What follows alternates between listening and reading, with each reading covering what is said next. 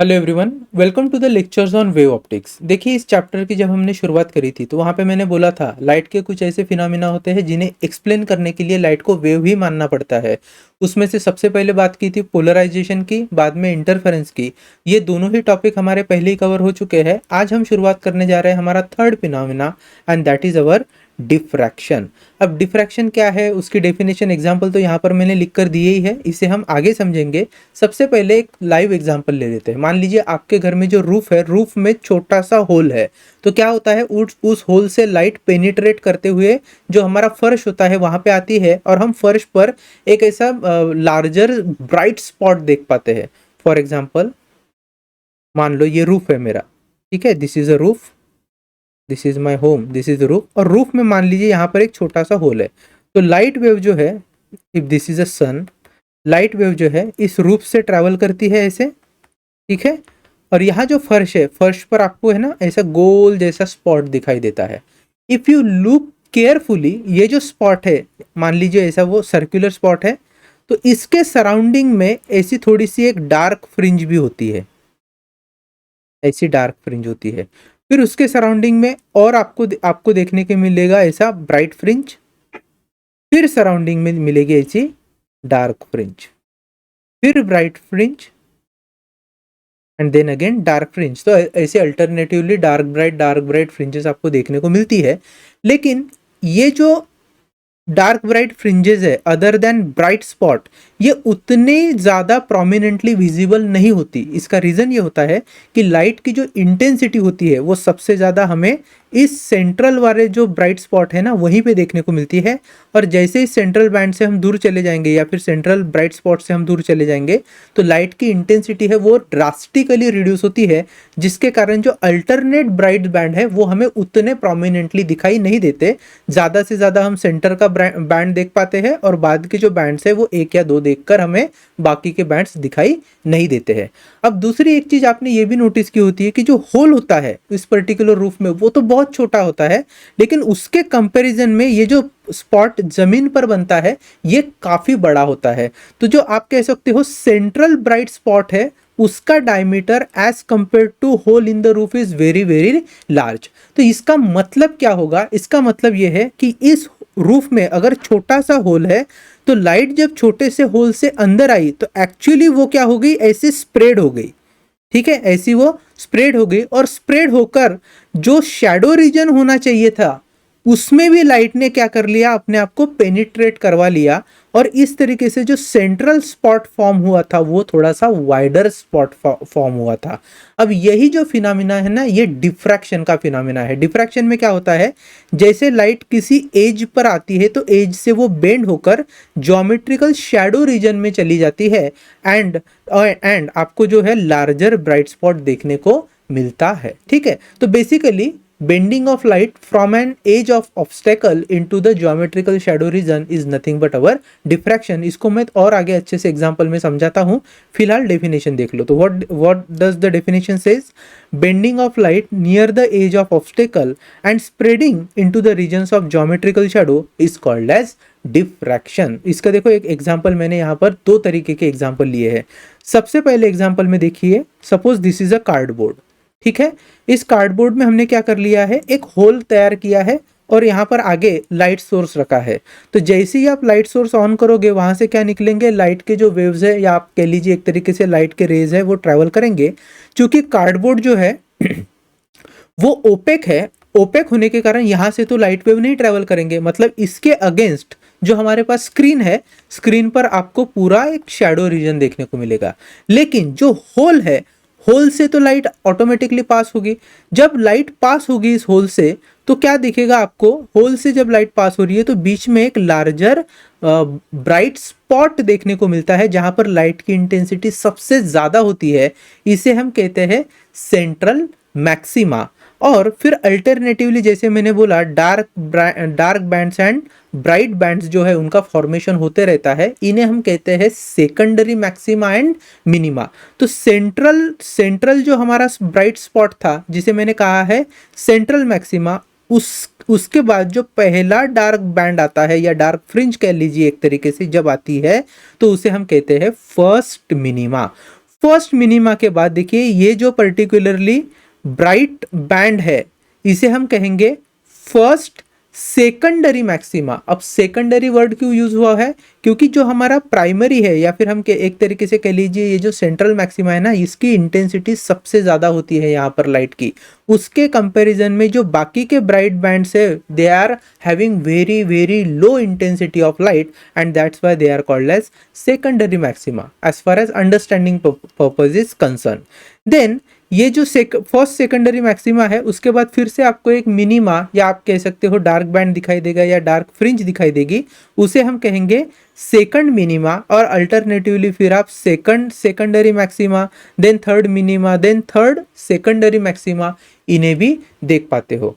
अच्छा, वैसे और एक एग्जांपल देखिए, मान लीजिए मेरे पास क्या है, एक तरीके से कार्डबोर्ड है या कोई स्क्वायर प्लेट है मान लीजिए किसी पर्टिकुलर ओपेक मटेरियल की, उसके आगे हमने लाइट सोर्स रखा है। अब होता क्या है, जब लाइट ट्रैवल करता है आगे तो इस पर्टिकुलर प्लेट से तो वो पास होगी नहीं क्योंकि this is an opaque region for the light.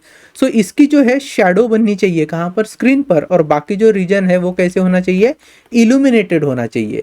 Now इसमें भी आप देखोगे कि जैसे ही यहाँ शैडो फॉर्म होगी ना तो वहाँ पे सेंटर में आपको थोड़े कम साइज की शैडो दिखेगी as compare to the size of obstacle.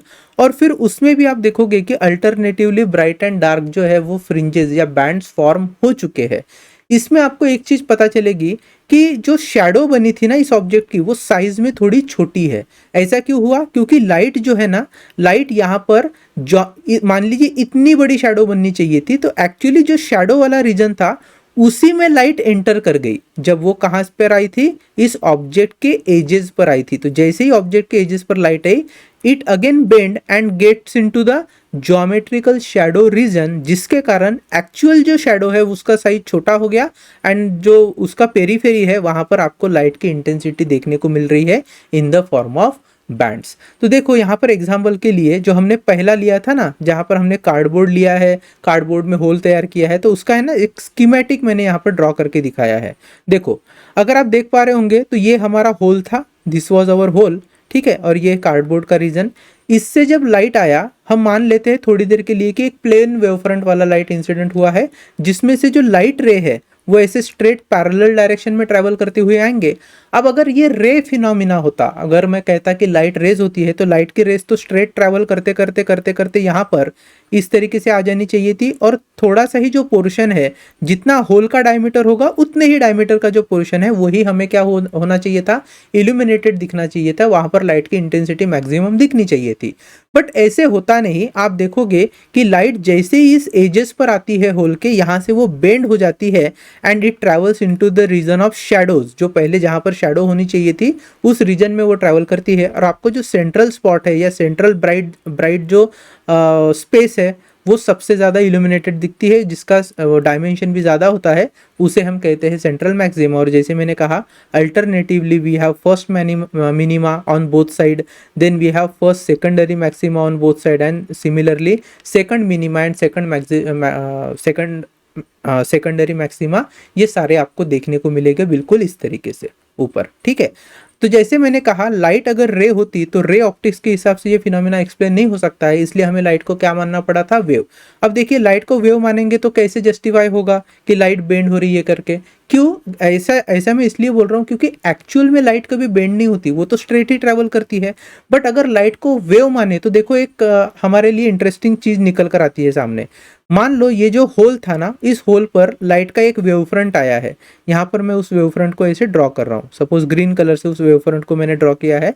अब हाइगन्स के वेव प्रिंसिपल के हिसाब से each point on the wave fronts act as a secondary source of light, emitting their own waves called as wavelets. Taking envelope of those wavelets will give you new wave front. अब यहाँ पे Huygens के wave principal के बाद मान लीजिए मैंने कुछ लाइट के सोर्सेस को ड्रॉ किया है, सेकेंडरी लाइट सोर्सेस, उन्हें मैं नंबर से रिप्रेजेंट करता हूँ।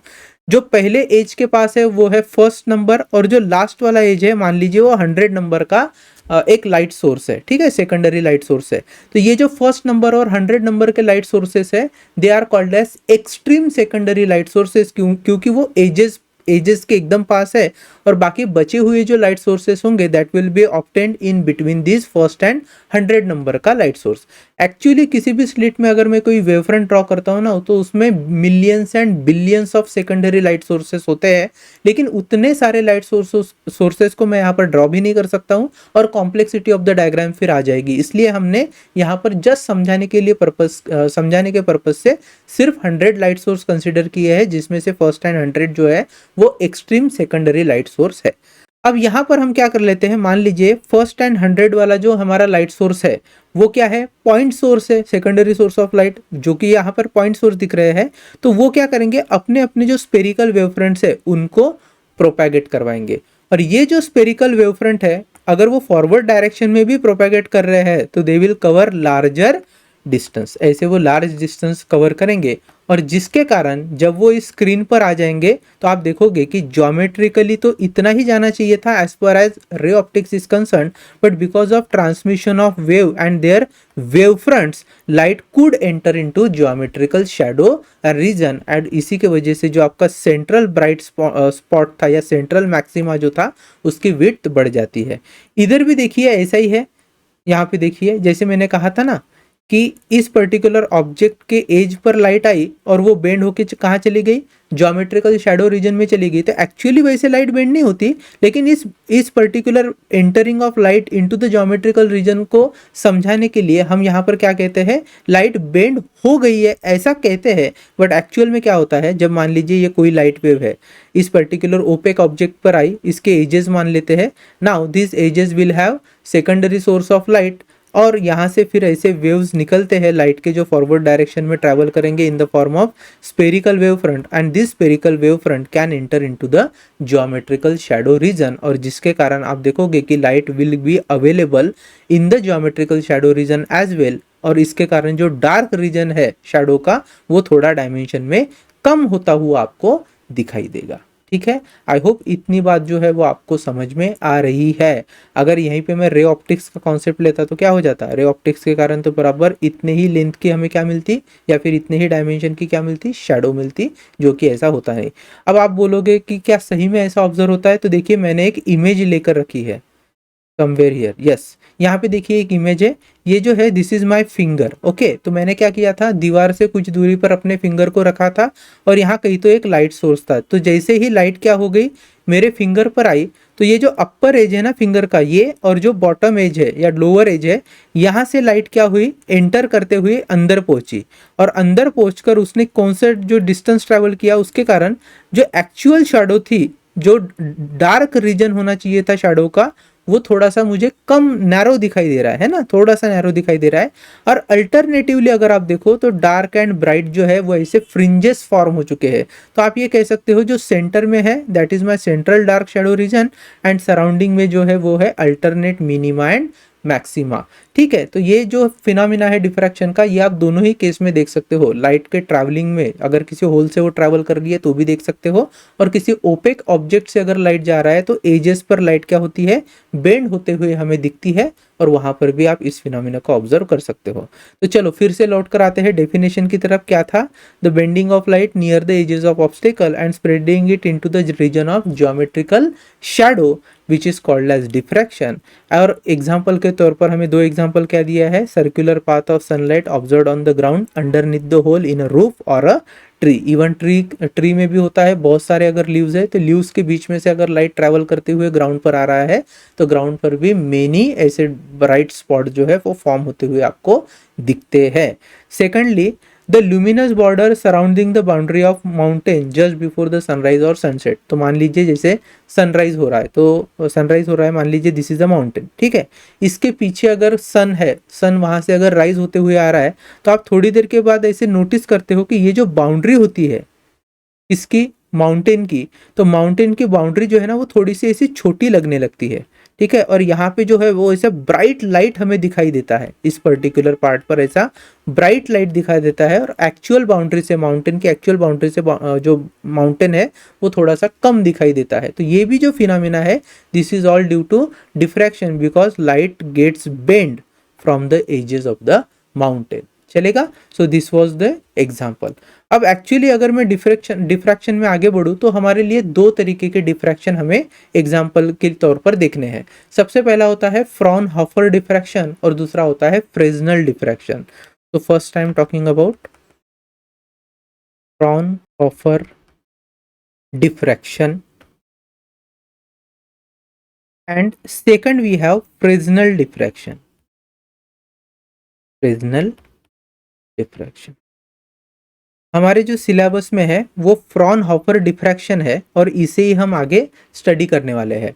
अगर दोनों डिफ्रैक्शन में मैं डिफरेंस की बात करूँ तो एक ही बस डिफरेंस है मेजर, वो ये है कि फ्रॉनहोफर डिफ्रैक्शन में जो सोर्स ऑफ लाइट होता है, फॉर एग्जांपल यहाँ पर मैं लिख रहा हूँ लाइट सोर्स, देन स्लिट जो होती है। अब ये स्लिट क्या होती है, थोड़ी देर पहले जो कार्डबोर्ड में हमने होल बनाया था ना, वो हमारा सर्कुलर स्लिट हो गया।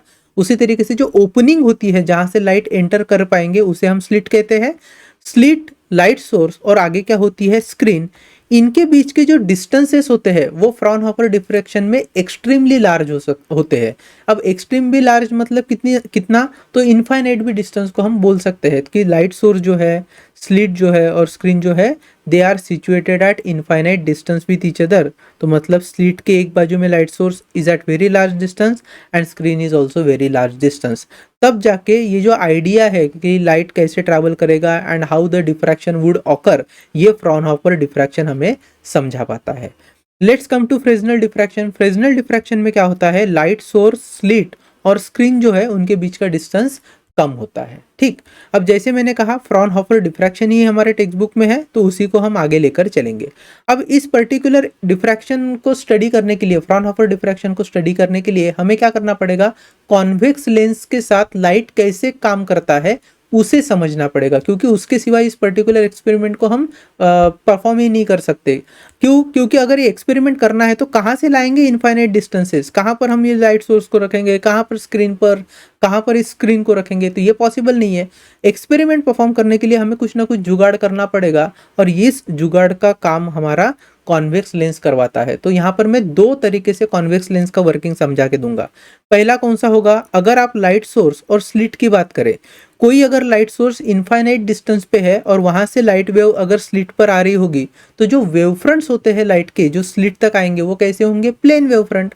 अब एक्सपेरिमेंट आप कर रहे हो और कोई भी लाइट सोर्स स्लिट के पास रखोगे तो ये लाइट सोर्स कौन से वेव फ्रंट देगा, स्पेरिकल या सिलेंड्रिकल, और मुझे क्या चाहिए, प्लेन वेव फ्रंट। तो हमें क्या करना है, स्पेरिकल वेव फ्रंट को प्लेन वेव फ्रंट में कन्वर्ट करवाना है और इसके लिए हम किसका यूज करेंगे, कॉन्वेक्स लेंस का यूज करेंगे। जहां पर हमने पहले दूसरे ही लेक्चर में देख लिया था शायद से कि जो स्पेरिकल वेव फ्रंट है वो कैसे प्लेन वेव फ्रंट में कन्वर्ट होते हैं by using a convex lens.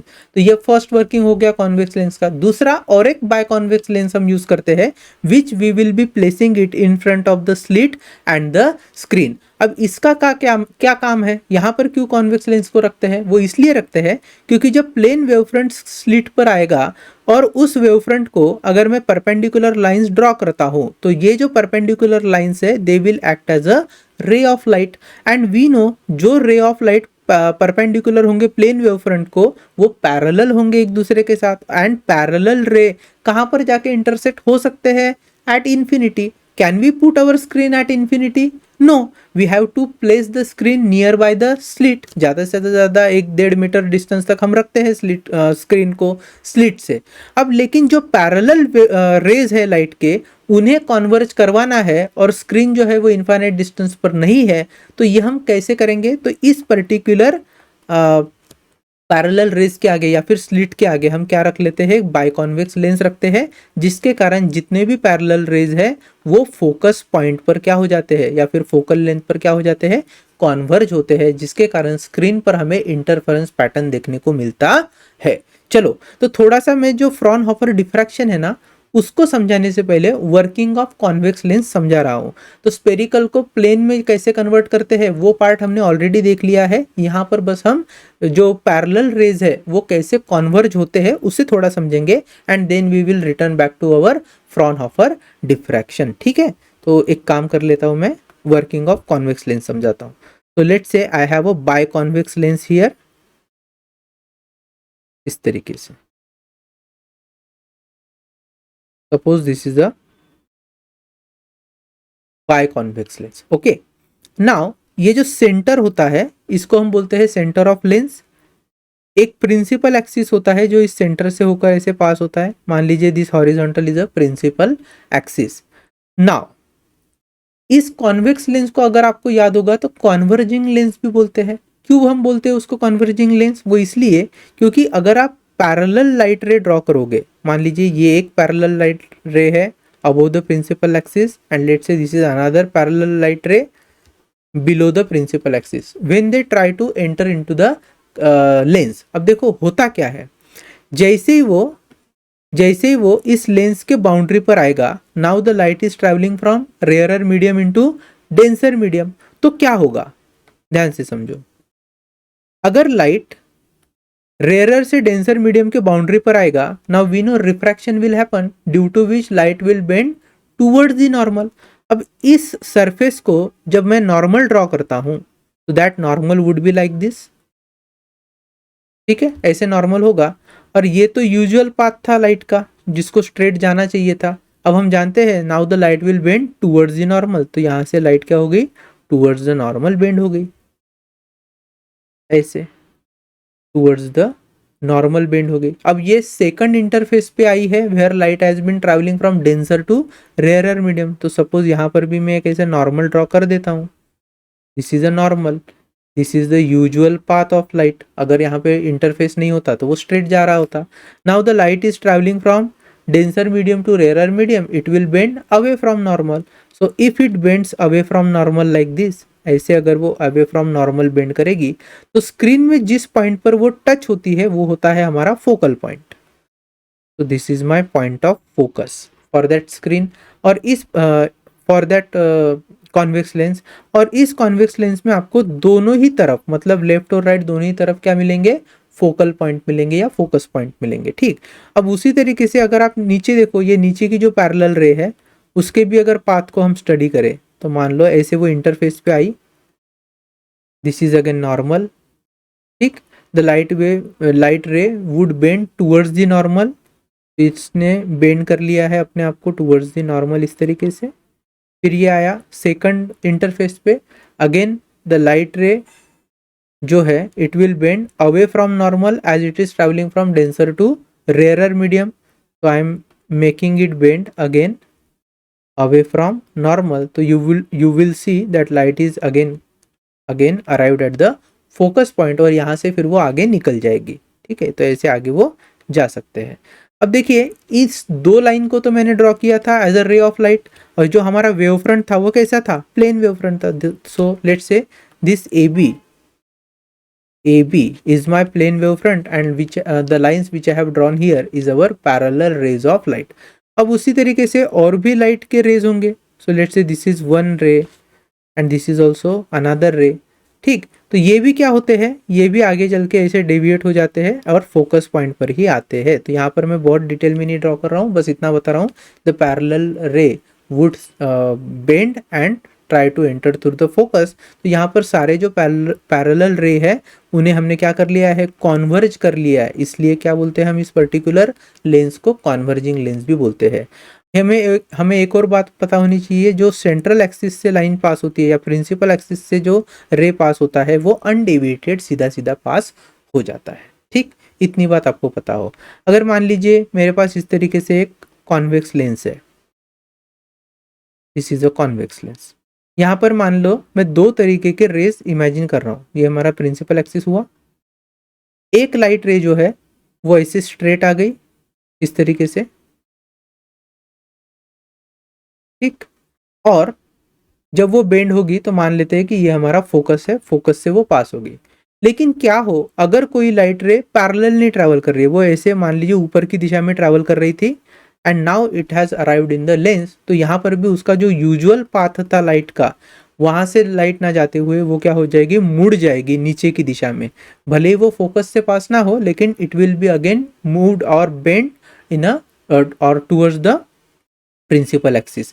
वैसे देखिए यहाँ से अगर कोई लाइट इस तरीके से आई कॉन्वेक्स लेंस में, again after entering into it will be bending towards the principal axis. ठीक है, तो इस तरीके से लाइट बेंड हो जाती है। ठीक है, मान लो यहाँ से और एक मैं ऐसे लाइट ड्रॉ करके दिखा रहा हूँ। Again it will be bending like this. चलेगा। आई होप कि यहाँ पर जो फिनोमिना है why convex lens is called as converging lens वगैरह, वो कैसे लाइट को बेंड करवाता है, एक्चुअली यहाँ पर हमने रिफ्रैक्शन के हेल्प से इसको समझ लिया है। चलेगा।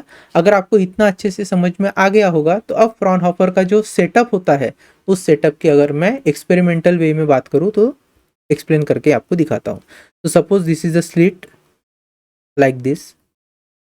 अब इस स्लिट को ना हम थोड़ा सा जूम करके देखेंगे तो स्लिट विड्थ जो है वो मैं थोड़ी ज़्यादा दिखा रहा हूँ, जस्ट फॉर अंडरस्टैंडिंग पर्पस। चलेगा ना।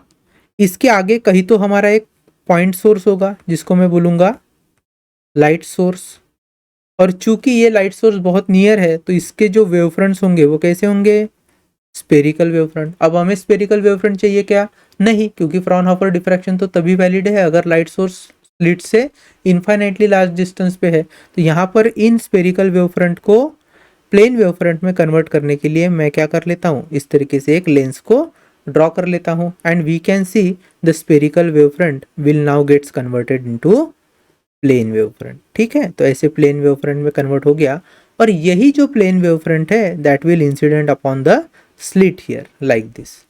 चलेगा ना। अब ध्यान से समझो, ये जो पर्टिकुलर स्लिट है उससे रिलेटेड जो ओपेक मीडियम है मैं थोड़ा सा उनको डार्क ड्रॉ करता हूँ। तो ये हो गया एज ऑफ द स्लिट। ठीक है, तो these are edges of the slit. अच्छा, स्लिट की जो विड्थ होगी, ये जो विड्थ है ना, ये इस स्लिट के विड्थ को हम लिखेंगे स्मॉल ए। अगर आपको याद हो यंग्स के डबल स्लिट एक्सपेरिमेंट में ऐसे जो दो स्लिट्स हुआ करती थी उनके बीच का डिस्टेंस क्या होता था, स्मॉल डी होता था। यहाँ पर हम एक सिंगल स्लिट ही ड्रॉ कर रहे हैं और उस स्लिट की जो विड्थ है उसे हम स्मॉल ए से रिप्रेजेंट करेंगे। ठीक, तो यहाँ पर मैं इसे डायरेक्टली ऐसे स्मॉल ए से रिप्रेजेंट करके दिखा रहा हूँ। सो let's say this is our slit width. अब हम क्या करेंगे, ये जो प्लेन वेव फ्रंट है इस प्लेन वेव फ्रंट पर मानेंगे कि there are N number of secondary sources of light as per Huygens wave theory. ठीक है, तो ऐसे बहुत सारे क्या कर सकते हैं हम लोग, secondary sources of light imagine कर सकते हैं, जिसमें से दो sources of light which will be very very near to the edges of the obstacle. तो यहाँ पर एज के पास एक पर्टिकुलर नाम का मैं सेकेंडरी लाइट सोर्स इमेजिन कर लेता हूँ, और यहाँ इस पर्टिकुलर वेव फ्रंट पर तो thousands and millions and billions of secondary source होंगे, उतने थोड़ी हम यहाँ पर इमेजिन करेंगे। हम मान लेंगे कि ज़्यादा से ज़्यादा सपोज 100 सोर्सेस मैं इस वेव फ्रंट पर कंसिडर करूँगा, तो 100 नंबर का जो सेकेंडरी लाइट सोर्स होगा वो हमारे इस सेकंड ऑब्स्टेकल के एज के पास होगा। ठीक, चलो इतना आपको समझ में आ गया होगा। अब हम क्या करते हैं, इन पर्टिकुलर स्लिट के आगे भी क्या करेंगे, एक कॉन्वेक्स लेंस इमेजिन करेंगे या फिर कॉन्वेक्स लेंस को ड्रॉ करेंगे। अब ऐसा क्यों, तो जैसे मैंने कहा प्लेन वेव फ्रंट है भैया, तो उसके कारण जो लाइट रेज होंगे वो क्या होंगे, पैरेलल होंगे, एंड पैरेलल रेज जो है वो इंटरसेक्ट नहीं करते। हम तो ऐसा मानते हैं कि वो जाकर इंटरसेक्ट अगर करेंगे भी तो कहाँ करेंगे, इन्फिनिटी पर करेंगे। और हमारी जो स्क्रीन है वो स्क्रीन हम इन्फिनिटी पर नहीं रख सकते हैं, हमें उसे पास में कहीं तो रखना है। इसलिए हम फिर से यहाँ पर कॉन्वेक्स लेंस के सहारे से, ऐसे मान लो अगर मैं कॉन्वेक्स लेंस ड्रॉ कर रहा हूँ, दिस इज से कॉन्वेक्स लेंस, ऐसा पास में रख लेता हूँ, this is the convex lens. तो इस पर्टिकुलर कॉन्वेक्स लेंस का जो फोकस पॉइंट होता है ना, फोकल पॉइंट भी जिसको बोल सकते हैं, वहां पर हम रखते हैं हमारी स्क्रीन। तो let's say this is the screen here. ठीक, and this is my central axis. अब देखो थोड़ा सा अच्छे से समझो, मान लो इस पर्टिकुलर वेव फ्रंट पर, यहाँ इस पर्टिकुलर वेव फ्रंट पर बहुत सारे जो सेकेंडरी सोर्स ऑफ लाइट है वे क्या करेंगे, अपने अपने जो है वो इंडिविजुअल स्पेरिकल वेव फ्रंट्स ऐसे फॉर्म करते चलेंगे। ठीक है, ऐसे स्पेरिकल वेव फ्रंट्स फॉर्म करते चलेंगे। अब हम लोग जानते हैं कि जब कोई पॉइंट सोर्स होता है, ये हमने पहले भी देखा था जब मैंने वेव फ्रंट समझाया था, अगर मेरे पास कोई पॉइंट सोर्स है तो उसके कारण जो वेव फ्रंट्स बनेंगे वो स्पेरिकल वेव फ्रंट्स बनेंगे। तो ये हो गए उनके स्पेरिकल वेव फ्रंट्स। ऐसे इस तरीके से मैं कुछ स्पेरिकल वेव फ्रंट ड्रॉ कर रहा हूँ। और अगर इन स्पेरिकल वेवफ्रंट को हम परपेंडिकुलर लाइंस ड्रॉ करेंगे, तो वेवफ्रंट्स को अगर आप परपेंडिकुलर लाइंस ड्रॉ करते हो तो they will act as a rays of light, है ना। तो ऐसे क्या करेंगे, वो रेज ऑफ लाइट एक्ट करेंगे which would be propagating radially outward. I hope कि इतना आपको याद आ रहा होगा। तो बस यही जो है यहाँ पर भी आपको दिखने को मिलेगा, कहाँ पर, सेकेंडरी सोर्सेज जो है ना लाइट के, जिस जहाँ पर वेवफ्रंट इस स्लिट में आपको पास होता हुआ दिखाई दे रहा है, बिल्कुल वहां पर भी वैसे ही होगा। तो यहाँ पर हम मान लेंगे we have few secondary sources of light like this, ठीक है। और समझाने के लिए बोल रहा हूँ, if this is the first one, let's say last जो है वो 100th नंबर का सेकेंडरी सोर्स ऑफ लाइट है, वो अपने अपने जो वेवलेट्स बनाएंगे, वेवफ्रंट्स बनाएंगे, तो उनको अगर मैं परपेंडिकुलर लाइन ड्रॉ करूंगा तो रेज ऑफ लाइट मुझे मिलेंगे। यहाँ पर हम क्या कर लेते हैं, कुछ रेज ऑफ लाइट को just for understanding purpose draw कर लेते हैं। तो let's say this is one ray of light, this is another ray of light which are travelling parallel to the central axis. और ये जो सेंट्रल एक्सिस है ना हमारा, यही तो प्रिंसिपल एक्सिस है फॉर द कॉन्वेक्स लेंस। तो हम जानते हैं जो रेज ऑफ लाइट पैरेलल होते हैं they again get converge eight the focus, और फोकस पर ही हमारी क्या है, स्क्रीन भी है। तो चलो सारे जो लाइट रेज है from individual source of light, उन्हें पैरेलली मैं ऐसे ड्रॉ कर रहा हूँ, ठीक है। तो ऐसे हमने ड्रॉ कर लिया है, and all will converge at the focus,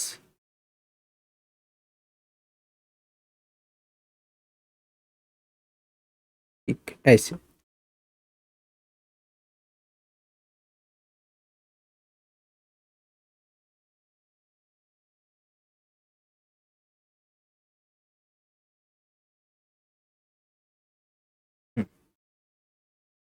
ठीक है।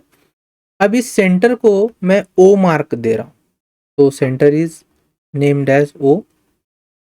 अब हुआ क्या है यहां पर देखो, ये जो लाइट वेव्स पैरेलल ट्रैवल कर रही थी, ठीक। अब पहले सोर्स और 100 सोर्स के लाइट को थोड़ा नोटिस कीजिए। पहले सोर्स के लाइट ने जो डिस्टेंस ट्रैवल किया है, उतना ही डिस्टेंस तो 100 सोर्स वाले जो पैरेलल लाइट है उसने भी ट्रैवल किया है। तो क्या इन दो लाइट के पाथ में कोई पाथ डिफरेंस होगा? नहीं होगा। जो डेल्टा एल है वो एग्जैक्टली क्या है, जीरो है। वैसे ही ये जो source beneath the one and source above the 100 जो है, उनसे भी जो लाइट वेव्स निकली है वो भी कहाँ पर जाके कॉन्वर्ज हुई है, इस ओ पॉइंट पर कॉन्वर्ज हुई है, जो कि एक फोकल पॉइंट है किसका, लेंस का। तो इन दोनों के भी जो पाथ लेंथ है वो सेम है। अगर अगर पाथ लेंथ सेम है, पाथ लेंथ सेम होने के कारण पाथ डिफरेंस जीरो हो जाएगा। और पाथ डिफरेंस जहां जहां आपको जीरो देखने को मिलेगा, हम जानते हैं कौन सा इंटरफेरेंस होता है लाइट का, वो होता है कंस्ट्रक्टिव इंटरफेरेंस। तो आप हर वेव के लिए क्या नोटिस करोगे, कंस्ट्रक्टिव इंटरफेरेंस ही नोटिस करोगे at the centre. And that's why centre वाला जो पॉइंट होता है उसे हम सेंट्रल मैक्सिमम कहेंगे। क्या कहेंगे, सेंट्रल मैक्सिमम, जिसकी इंटेंसिटी सबसे ज्यादा होगी। Highest intensity of light will B observed at the centre of screen which is just in front of the centre of slit. ठीक, इतना आ गया समझ में। अब थोड़ा सा और ध्यान से देखो, अब ओ पॉइंट से ऊपर, ओ पॉइंट से अबो डायरेक्शन और बिलो डायरेक्शन में देखो, अगर मान लीजिए कोई लाइट रे इस तरीके से फर्स्ट लाइट सोर्स से जा रही होगी, ठीक, थोड़ा सा ऊपर जा रही है ऐसा मान लो, फिर उसको कन्वर्ज किया जाएगा कहीं तो यहाँ पे, फिर सेकंड लाइट से भी कोई लाइट रे ऊपर की दिशा में जा रही होगी, again it will B converge somewhere here. इस तरीके से जितने भी सोर्सेस है उनकी जो लाइट वेव्स है वो जब इस पॉइंट पर मिलेगी तो आप देखोगे कि उनमें कुछ ना कुछ क्या होगा, पाथ डिफरेंस होगा। लेकिन लेकिन ये जो पाथ डिफरेंस है वो डार्क फ्रिंज नहीं फॉर्म करेगा। इस पाथ डिफरेंस के कारण एक्चुअली क्या होता है, जो लाइट की इंटेंसिटी होती है वो कम कम कम कम होती जाती है। फिर एक पॉइंट ऐसा आता है, मान लो ये पी पॉइंट में इमेजिन कर रहा हूं, यहां पर कहीं तो हम एक पी पॉइंट इमेजिन कर लेते हैं, थोड़ा सा दूरी पर, यहां पर suppose this is the point P. अब यहां ऐसे होगा कि जो लाइट रेस सोर्स वन से चली थी, जब वो यहां पी पॉइंट पर पहुंची,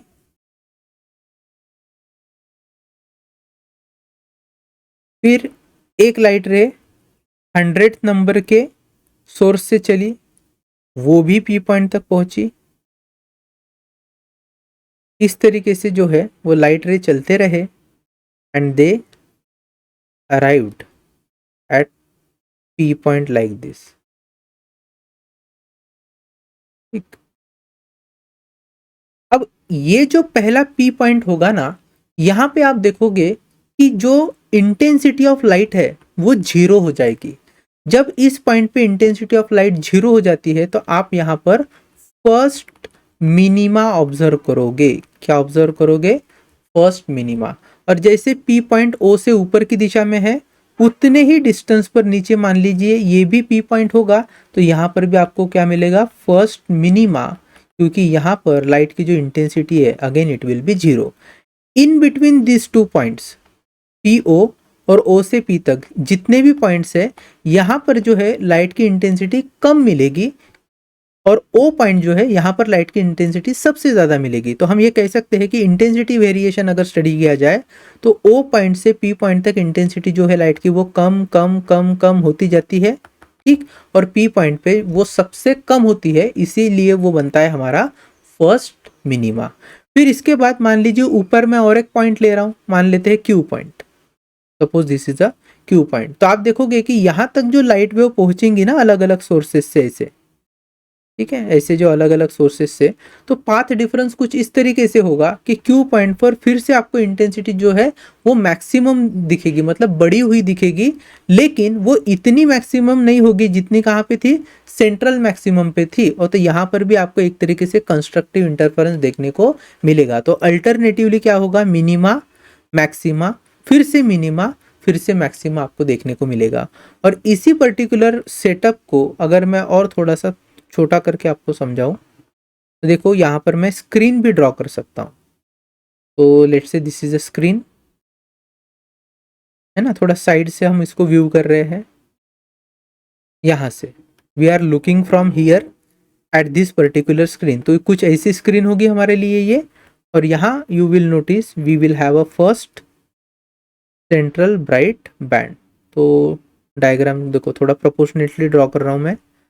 ये जो पी पॉइंट है यहाँ पे कहीं तो इंटरसेक्ट हो रहा है, ये भी यहाँ पर इंटरसेक्ट हो रहा है, तो हम उस पॉइंट को थोड़ा सा मार्क कर लेते हैं। सो let's say this is P point, और उतने ही डिस्टेंस पर हॉरिजॉन्टल भी पॉइंट मार्क कर लेंगे, और इनके बीच में आप देखोगे you will gate central bright band. ठीक है, दिस इज माय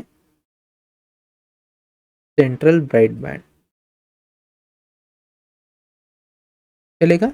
इसे हम क्या बोलते हैं? इसे हम बोलते हैं central maximum. This is called as central maximum. अब सेंट्रल मैक्सिमम के बाद आपको क्या देखने को मिलेगा? डार्क फ्रिंज, जिसको हम बोलते हैं मिनिमा। तो इस तरीके से हमें मिनिमा देखने को मिलेगी।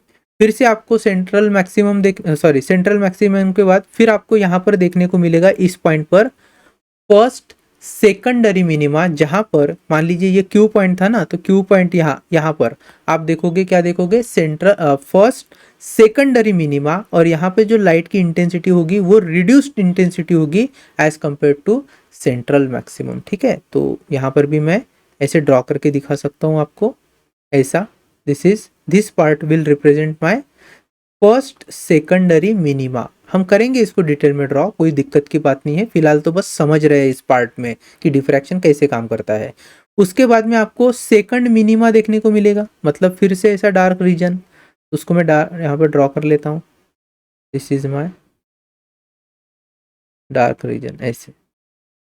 ठीक है, फिर उसके बाद आप इस पार्ट को अगर देखोगे तो that would be my second secondary maxima. That is my second secondary maxima. Secondary क्यों? क्योंकि यहाँ पर जो लाइट की इंटेंसिटी होती है वो बहुत कम होती है। इंटेंसिटी के ग्राफ को भी आगे ड्रॉ करेंगे। यहाँ पर लाइट की इंटेंसिटी फिर कम होगी, और उसके बाद में आएगा फिर थर्ड मिनिमा। तो ऐसे मिलेगा मुझे थर्ड मिनिमा। ये हो गया भैया थर्ड मिनिमा। चलो इनको थोड़ा सा इस स्क्रीन पर अगर मैं समझाने की कोशिश करूँ तो देखो, दिस पार्ट इज ऑलरेडी, ये पार्ट जो है वो सेंट्रल मैक्सिमम का पार्ट है। फिर उसके बाद ऊपर हम देखेंगे this part has first minima, then second minima, ये सेकंड मिनिमा होगा कहीं तो फिर थर्ड मिनिमा ऐसा। थर्ड मिनिमा, और उनके बीच के जो पॉइंट्स है ये points, this will be the bright fringes. तो these are the bright fringes. ठीक है, अगर नाम देना चाहे तो I can give name here. देखो बहुत इंपॉर्टेंट है ये सारी चीजें, ध्यान से समझिए। This is my first minima, okay. This point is first secondary maximum. ठीक है, या फिर आप इसको फर्स्ट मिनिमम भी बोल सकते हो, मिनिमम। एक फर्स्ट सेकेंडरी मैक्सिमम, ये क्या होगा, second minimum. Then this is secondary maximum, and ये जो ऊपर मैंने लिखा है दिस इज थर्ड मिनिमम। ठीक है, तो ये हो गया नॉमेनक्लेचर कि आपको डिफ्रैक्शन पैटर्न जो दिख रहा है वो इस तरीके से दिखेगा। आई होप इतना तो आपको समझ में आ रहा है। अब देखिए जैसे मैंने कहा, ये जो फ्रिंजेस होते हैं अगर मैं इनके ब्राइट फ्रिंजेस बोल रहा हूँ तो यहाँ पर जो लाइट की इंटेंसिटी होती है वो लेस होती है कंपेयर टू सेंट्रल मैक्सिमम। तो अगर हमें ग्राफ निकालना है इंटेंसिटी वेरिएशन का, तो यहाँ पर क्या कर लेता हूँ, इस फिगर को मैं थोड़ा सा कॉपी करके फिर यहाँ नेक्स्ट पेज पर ड्रॉ करता हूँ। तो मान लो यहाँ हमने ड्रॉ किया है, पेस्ट कर लिया इसको, और ग्राफ बनाते हैं इंटेंसिटी का। तो मान लीजिए वर्टिकल ये एक एक्सिस है, let's do the thing. This is central maximum, this is my first minimum on both side से, फर्स्ट मिनिमम। फिर दूसरे कलर से first secondary maximum, this is first secondary maximum. Again this is second minimum on both side, again second secondary maximum,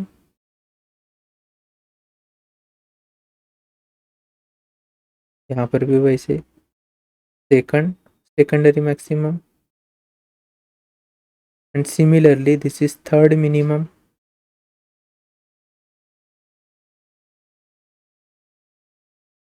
third minimum, this is also third minimum। ठीक, चलो हम क्या करेंगे, x axis पर intensity रखते हैं। ठीक है, इंटेंसिटी, तो मान लो जो हमारा ये सेंट्रल मैक्सिमम वाला पार्ट है, यहाँ पर सेंटर में सबसे ज़्यादा इंटेंसिटी, फिर धीरे धीरे इंटेंसिटी कम होगी, और ये जो पर्टिकुलर पॉइंट है यहाँ पे तो डार्क ही मिल रहा है। फिर उसके बाद में ये अल्टरनेटिवली डार्क ब्राइट इस तरीके से बैंड्स बनेंगे। तो इंटेंसिटी के हिसाब से ग्राफ कुछ ऐसे दिखेगा। ठीक है, यहाँ पर मैं ग्राफ निकाल रहा हूँ। हमने, अगर आपको याद हो, जब मालूज लॉ और पोलराइजेशन पढ़ा था तो वहां पर भी इंटेंसिटी के ग्राफ ड्रॉ करे थे ना, बस उसी तरह का ग्राफ है, बट यहाँ पर मैं उसको रोटेट करवा के ड्रॉ कर रहा हूँ। तो देखो इस पॉइंट पे इंटेंसिटी मिनिमम है, यहाँ पर इंटेंसिटी मैक्सिमम है, तो मिनिमम टू मैक्सिमम इस तरीके से इंटेंसिटी वेरी होती जाएगी। आ रही की बात समझ में। फिर देखो ये जो ब्राइट फ्रिंज है which is my first secondary maximum, यहाँ पर इंटेंसिटी ज़्यादा है, but compare to central maximum that intensity would be very very less. तो यहाँ जो ग्राफ होगा ना ये आपका कुछ ऐसे दिखेगा, ऐसे। फिर मिनिमम की तरफ इंटेंसिटी कम, फिर मैक्सिमम की तरफ इंटेंसिटी और कम, और इस तरीके से थोड़ी देर के बाद जो है वो इंटेंसिटी पूरी तरीके से कम हो जाती है। वैसे ही यहाँ पे भी होगा, कम कम, and then the intensity will go down. So this is the distribution of intensity with respect to different maximum and minimums here in the diffraction. एक और चीज आपको नोटिस करनी है डिफ्रैक्शन के केस में, ये जो सेंट्रल मैक्सिमम होता है ना, इसकी जो विड्थ होती है वो सबसे ज्यादा होती है, और जो आपके अल्टरनेट मिनिमम एंड सेकेंडरी जो मैक्सिमम है उनकी जो विड्थ है वो ऑब्वियसली सेंटर मैक्सिमम से कम होगी, लेकिन they will, rest of this fringes they will have same width. अगर आपको यंग्स का डबल स्लिट एक्सपेरिमेंट याद हो तो वहां पर फ्रिंज विड्थ का फॉर्मूला क्या था, in Young's double slit experiment we use to give fringe width is equal to lambda capital D upon small D. यहाँ इस पर्टिकुलर डिफ्रैक्शन के केस में जो फ्रिंज विड्थ का फॉर्मूला होता है वो क्या होता है, ध्यान से समझिए। इन डिफ्रैक्शन, डिफ्रैक्शन जो फ्रिंज विड्थ का फॉर्मूला है, it is given by lambda capital D upon small A. What is a here? A is the width of the slit. ठीक, उतनी एक चीज याद रखना है। दूसरा, ये जो विड्थ का फॉर्मूला है ये किसके लिए अप्लाइड है? तो ये जो विड्थ का फॉर्मूला होता है ये मिनिमम एंड सेकेंडरी मैक्सिमम जो फ्रिंजेस होते हैं, जो बैंड्स होते हैं ना, उनके लिए अप्लीकेबल है। तो फिर ये सेंट्रल मैक्सिमम जो है इसकी विड्थ क्या होगी? तो आपको आगे जब मैं डिराइव करूंगा इन सारे रिलेशंस को तब पता चलेगा कि सेंट्रल मैक्सिमम की जो विड्थ होती है ना, width of central maximum, this is equal to 2 times lambda capital D upon small a. ठीक, आगे करेंगे इसको, कोई दिक्कत वाली बात नहीं है, इसको हम आगे डिराइव करेंगे। दूसरी और एक चीज आपको क्या समझनी है, एज पर एक्सपेरिमेंट सेंटर में तो हमेशा क्या होगा? सेंट्रल मैक्सिमम होगा। ठीक, अब अदर देन सेंट्रल मैक्सिमम जो दूसरे दूसरे स्पॉट है जहां पर क्या हो रहे हैं, डार्क ब्राइट ऐसे फ्रिंजेस फॉर्म हो रहे हैं, बैंड्स फॉर्म हो रहे हैं, वहां पर पाथ डिफरेंस की क्या कंडीशन होती है?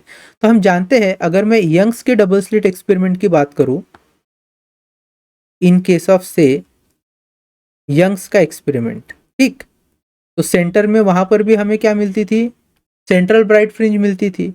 फिर कुछ दूरी पर एक first dark, then first bright, then second dark and second bright, इस तरीके से फ्रिंजेस जो है वो अपोजिट डायरेक्शन में भी आपको देखने को मिलते थे।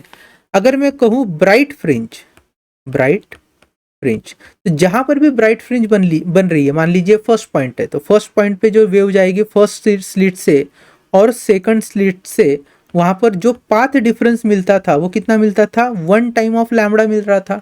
फिर अगर मैं सेकंड ब्राइट फ्रिंज की बात करूं, तो वहां पर जो लाइट वेव ट्रैवल कर रहे थे उनके लिए जो पाथ डिफरेंस होता था वो होता था 2 टाइम्स ऑफ लैम्बडा।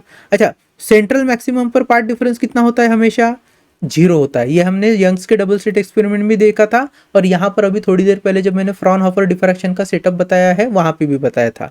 तो सेंट्रल ब्राइट फ्रिंज पे हमेशा क्या होता है? Path difference 0। लेकिन जो दूसरे दूसरे ब्राइट फ्रिंजेस है उनका अपना रिस्पेक्टिव पाथ डिफरेंस होगा। इसलिए हम बोलते हैं कि for bright fringes delta L is n times of lambda in Young's double slit experiment. But अभी अगर मैं डिफ्रैक्शन वाली बात करूँ ना, तो ध्यान से समझना, इन केस ऑफ डिफ्रैक्शंस, इसको तो मैं मिटा ही देता हूं यंग्स डबल स्लिट एक्सपेरिमेंट वालों को, और यहाँ पे हम डिफ्रैक्शन वाली चीजें नोटिस कर रहे हैं, जिसमें सबसे पहले हमने क्या बात करी? फ्रिंज विड्थ की। This fringe width is, again I am repeating, this fringe width is for fringes other than central maximum. और सेंट्रल मैक्सिमम की अगर बात होगी तो fringe width will be 2 times of lambda capital D upon A, that is that. Second, जहां पर आप maximum form होता हुआ देखोगे ना, सेकेंडरी मैक्सिमम, सेकेंडरी मैक्सिमम, तो सेकेंडरी मैक्सिमम के केस में जो डेल्टा एल आपको देखने को मिलेगा, पाथ लेंथ का डिफरेंस देखने को मिलेगा, वो होगा, ध्यान से देखना, twice of n plus 1 into lambda by 2 के फॉर्म में। इसको भी हम आगे डिराइव करेंगे, बस यहाँ पर हमें पता होना चाहिए कि हो क्या रहा है। अगर मैं मैक्सिमम के लिए देखता हूं, सेकेंडरी मैक्सिमम हो सकता है first secondary maximum, secondary maximum, third secondary maximum, तो इनके लिए फॉर्मूला रहेगा twice of n plus 1 lambda by 2। और जो मिनिमम बनते हैं, फर्स्ट मिनिमम, सेकंड मिनिमम, है ना, तो मिनिमम, तो इन मिनिमम के लिए जो पाथ डिफरेंस होता है delta L, it is actually n times of lambda. तो अगर आप पूछो कि सर पाथ डिफरेंस कौन से वेव के बीच में हो रहा है, क्योंकि बहुत सारी तो वेव जा रही है, यहाँ पे देखिए बहुत सारी तो वेव किसी पर्टिकुलर पॉइंट पे जा रही होती है, तो ये पाथ डिफरेंस हम कंसिडर करते हैं एक्सट्रीम सोर्सेस ऑफ लाइट। मतलब अगर मैंने इस पर्टिकुलर वेव फ्रंट पर जो कि स्लिट के अंदर है, उनमें अगर 100 सोर्सेस कंसिडर किए हैं सेकेंडरी सोर्स, तो I am talking about path difference of first source and the 100th number वाला सोर्स। इतना अभी फिलहाल आपको याद रखना है। तो जैसे मैंने बोला, अगर delta L is equal to twice of n plus 1 into lambda by 2 है, तो आपको सेकेंडरी मैक्सिमम्स देखने को मिलेंगे, सेकेंडरी मैक्सिमम। और अगर आपका path difference n times of lambda है between the extreme sources of secondary, extreme secondary light sources, then you will get minimum. ठीक है, या फिर आप मिनिमा बोल सकते हो, ये भी आपको याद रखना है। ठीक है, सो ब्राइट फ्रिंज के लिए ये फॉर्मूला लिखा था, और यंग्स में बताइए डार्क फ्रिंज के लिए क्या फॉर्मूला था। तो for dark fringe the formula was twice of n minus one lambda by two, और हमारे जो यंग्स जो डिफ्रैक्शन वाला फॉर्मूला है वहाँ पर चेंज क्या हुआ है, फक्त सिर्फ माइनस की जगह है प्लस आया है। तो ये चीज़ें ना भैया आपको याद रखना ही है। यंग्स के केस में डेल्टा एल अगर एन लैम्बडा था तो ब्राइट फ्रिंज मिलती थी, यहाँ पे उल्टा हो गया, डार्क फ्रिंज मिलेगी। और जहाँ पे यंग्स के एक्सपेरिमेंट में twice of n minus one lambda by two dark fringes form करके दे रहा था, यहाँ पर आप देखोगे twice of n plus one into lambda by two आपको सेकेंडरी मैक्सिमम बना के देंगे। तो इतनी सारी जो चीज़ें हैं वो इस लेक्चर में हमने पड़ी है।